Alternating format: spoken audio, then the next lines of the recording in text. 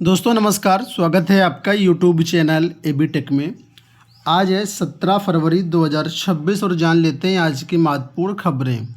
सबसे पहले यहां पर देखिए अपडेट है, पीसीएस के इंटरव्यू में पूछा बुलडोजर जस्टिस पर सवाल। लोक सेवा आयोग की पीसीएस 2024 मुख्य परीक्षा में सफल अभ्यर्थियों का इंटरव्यू सोमवार से शुरू हो गया। पहले दिन इंटरव्यू में अभ्यर्थियों से देश दुनिया के हालिया घटनाक्रम पर तो सवाल पूछे ही गए, इसके साथ ही सर्वाधिक चर्चित बुलडोजर जस्टिस से जुड़ा भी प्रश्न पूछा गया। इंटरव्यू बोर्ड में शामिल सदस्य ने इस सवाल के जरिए इस मुद्दे पर अभ्यर्थियों के मनोभाव को परखने की कोशिश की। इस प्रश्न पर अभ्यर्थी के जवाब की जानकारी तो नहीं हो सकी, पर आयोग दफ्तर के गेट के सामने खड़े अभ्यर्थियों में इसे लेकर के खासी चर्चा रही। पहले दिन पूछे गए प्रश्नों में एक रोचक प्रश्न चर्चित नीले ड्रम को लेकर के भी रहा, जो एक महिला अभ्यर्थी से पूछा गया। वहीं पिछले दिनों यूजीसी विवाद के कारण शंकराचार्य अविमुक्तरानंद के समर्थन में दिए गए बरेली के सिटी मजिस्ट्रेट अलंकार अग्निहोत्री के इस्तीफे को लेकर के भी सवाल हुआ। उनका इस्तीफा उचित था या अनुचित था, आप होते तो क्या करते, इस तरीके के सवाल पूछे गए। तो अगर आपका भी पीसीएस का इंटरव्यू है तो जो भी लगातार घटनाक्रम चल रहा है उस पर भी अपनी नज़र बनाए रखें। यूपी के प्राथमिक विद्यालयों में शुरू होगी शारीरिक शिक्षा। योगी मुख्यमंत्री योगी आदित्यनाथ ने सोमवार को जनता दर्शन के दौरान भरोसा दिलाया है कि प्रदेश में कक्षा 1 से 5 तक के प्राथमिक विद्यालयों में शारीरिक शिक्षा से जुड़ी गतिविधियों को अनिवार्य रूप से लागू कराया जाएगा। ये आश्वासन मुख्यमंत्री ने जनता दर्शन में आए एक व्यक्ति की मांग पर दिया। मुख्यमंत्री ने इस सुझाव को गंभीरता से लेते हुए उन्हें आश्वासन दिया कि संबंधित विभाग को आवश्यक कार्रवाई के दिशा निर्देश दिए जाएंगे। यहाँ देखिए अपडेट है कि आंगनवाड़ी आशा का मानदेय बढ़ेगा। मुख्यमंत्री योगी ने विधान परिषद में किया बड़ा ऐलान। मुख्यमंत्री योगी आदित्यनाथ ने कहा है कि आंगनवाड़ी आशा वर्करों का मानदेय बढ़ाया जाएगा। 1,06,00,000 निराश्रित, वृद्धावस्था, दिव्यांगों की सामाजिक पेंशन भी बढ़ेगी। मुख्यमंत्री ने ये बातें सोमवार को विधान परिषद में राज्यपाल के अभिभाषण पर पेश हुए धन्यवाद प्रस्ताव पर बोलते हुए कही। मुख्यमंत्री ने करीब 1 घंटा 33 मिनट के संबोधन में सपा और कांग्रेस पर तीखा हमला बोला। मुख्यमंत्री के भाषण के बाद बहुमत से धन्यवाद प्रस्ताव पारित हो गया। उन्होंने कहा कि राज्यपाल प्रदेश का संवैधानिक प्रमुख होता है, इसके बावजूद राज्यपाल के प्रति विपक्ष द्वारा अभद्र व्यवहार किया गया। तो कुल मिलाकर के कई सारे बातें हैं, लेकिन मेन बात आपके लिए ये है कि आंगनवाड़ी और आशा वर्कर जो भी है उनका मानदेय बढ़ाया जाएगा।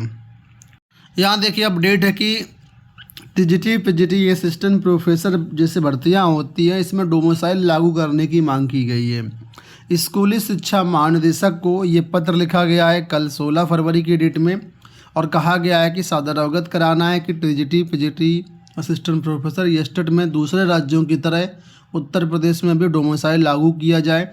आपको अवगत कराना चाहता हूं कि आपके बगल के राज्य उत्तराखंड में डोमिसाइल पूरी तरह से लागू है। राजस्थान में केवल 5% मिलता है। बिहार में दूसरे राज्यों को 15% मिलता है। छत्तीसगढ़ में भी पूरी तरीके से डोमिसाइल लागू है। मध्य प्रदेश में भी डोमिसाइल लागू है, वहाँ केवल कुछ ही प्रतिशत मिलता है। इसी तरह उत्तर प्रदेश के अभ्यर्थियों को भी डोमिसाइल लागू करके अदर स्टेट के छात्रों को रोका जाए। ठीक है, तो जब अब दूसरे राज्य उत्तर प्रदेश के छात्रों के साथ भेदभाव करते हैं तो हमको भी करना चाहिए, जिससे उत्तर प्रदेश के छात्रों को फ़ायदा मिल सके। तो ये मांग की गई है। दिनेश यादव प्रतियोगी छात्र और शीतला प्रसाद ओझा की टीम द्वारा ये जो है कुल मिला करके ज्ञापन दिया गया है। रिसीव्ड की डेट भी आप देख सकते हैं कल 16 फरवरी की डेट में। इंटर स्तरीय भर्ती में फिर बड़ी सीटें। बिहार से अपडेट है, आप लोग जानते हैं बिहार में बीएसएससी ने विज्ञापन निकाला था और इसकी सीटें लगातार बढ़ रही हैं। बिहार कर्मचारी चयन आयोग ने एक बार फिर द्वितीय इंटर स्तरीय भर्ती के लिए रिक्तियों की संख्या बढ़ा दी है। अब नए संशोधन के साथ कुल रिक्तियाँ 26,426 हो गई हैं। आयोग ने यह फैसला विभागों से मिली नई रिक्तियों की जानकारी के बाद लिया है, जिससे बड़ी संख्या में उम्मीदवारों को मौका मिलने की उम्मीद बढ़ गई है। नोटिस में बताया गया है कि विभिन्न विभागों से अतिरिक्त पदों का प्रस्ताव मिलने के बाद संशोधित रिक्तियों को शामिल किया गया है। इससे पहले भी भर्ती में पदों की संख्या बढ़ाई जा चुकी थी और अब नए संशोधन के बाद कुल वैकेंसी का आंकड़ा 26,426 पहुँच गया है। आपको बता दें इससे पहले यहाँ पर 25,311 भर्ती थी इससे पहले और 24,000 भर्तियाँ थी। तो कई बार पदों की संख्या बढ़ चुकी है और अब कुल मिलाकर लगभग 26,500 भर्तियाँ हैं और 16 फरवरी तक आवेदन का मौका यहाँ पर दिया गया था। 16 फरवरी तो कल निकल गई है। फिलहाल अच्छी खासी भर्तियाँ आपके लिए हैं। उत्तर प्रदेश सरकार की तरफ से एक बड़ी घोषणा देखिए कि सरकार ने 8.5 लाख लोगों को नौकरियां दी। यूपी की सरकार की ओर से सोमवार को विधानसभा में बताया गया कि आरक्षण नियमों का पालन करते हुए 8.5 लाख युवाओं को सरकारी नौकरियां दी गई हैं। निजी क्षेत्रों में युवाओं को नौकरी देने के लिए रोजगार मेले लगाए जा रहे हैं।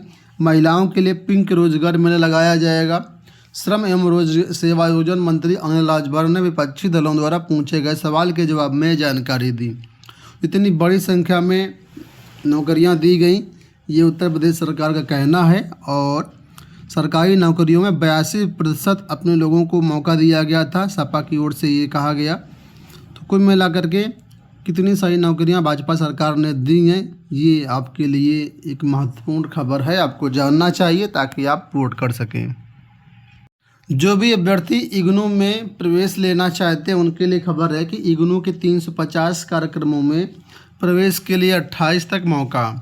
इंदिरा गांधी राष्ट्रीय मुक्त विश्वविद्यालय इग्नू के जनवरी सत्र में ओडीएल मोड और ऑनलाइन मोड में लगभग 350 से अधिक कार्यक्रमों में प्रवेश के लिए अंतिम तिथि बढ़ा दी गई है।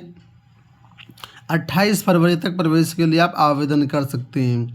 वरिष्ठ क्षेत्रीय निदेशक डॉक्टर अनिल कुमार मिश्र ने बताया कि इच्छुक अभ्यर्थियों को समर्थ पोर्टल पर जाकर के अपनी DEB ID बनानी होगी। सबसे पहले ABC ID बना करके DEB ID के रजिस्ट्रेशन पेज पर ईमेल ID और मोबाइल नंबर के जरिए प्रवेश के लिए आवेदन कर सकते हैं। तो कुल मिलाकर के जो भी कोर्स आप करना चाहते हैं, बहुत सारे कोर्स 350 से ज़्यादा कोर्स यहाँ पर हैं। तो आवेदन आपके होंगे 28 फरवरी तक। CBSE की परीक्षाएं आज से रीजन में 4.5 लाख छात्र। प्रयागराज रीजन की अपडेट है कि केंद्रीय माध्यमिक शिक्षा बोर्ड यानी CBSE की हाई स्कूल और इंटरमीडिएट की परीक्षाएं मंगलवार से शुरू होंगी। प्रयागराज क्षेत्रीय कार्यालय के अधीन पड़ने वाले 49 जिलों में 10वीं 12वीं के लगभग 4.5 लाख छात्र छात्राएँ परीक्षा देंगे। सुबह 10:30 से 1:30 बजे के बीच हाई स्कूल की परीक्षा, जबकि इंटर की बायोटेक्नोलॉजी और कई परीक्षाएँ जो हैं होंगी। तो सभी को छात्रों को शुभकामनाएं। वहीं पर CBSE की तरफ से एक अपडेट ये भी है कि पहली बोर्ड परीक्षा दी हो तभी दूसरी दे पाएंगे 10वीं के छात्र। CBSE ने साफ किया कि 10वीं में दूसरी बोर्ड परीक्षा में छात्रों को तभी मौका दिया जाएगा जब उन्होंने पहली बार परीक्षा अनिवार्य रूप से दी हो। बोर्ड ने साफ किया कि दूसरी बोर्ड परीक्षा में सिर्फ प्रदर्शन सुधार करने का अवसर मिलेगा। तो आप लोग जानते हैं कि CBSE साल में 2 बार बोर्ड परीक्षाएँ आयोजित करता है और पहली बोर्ड परीक्षा दी हो, दूसरी नहीं भी देंगे तो भी चल जाएगा आपका।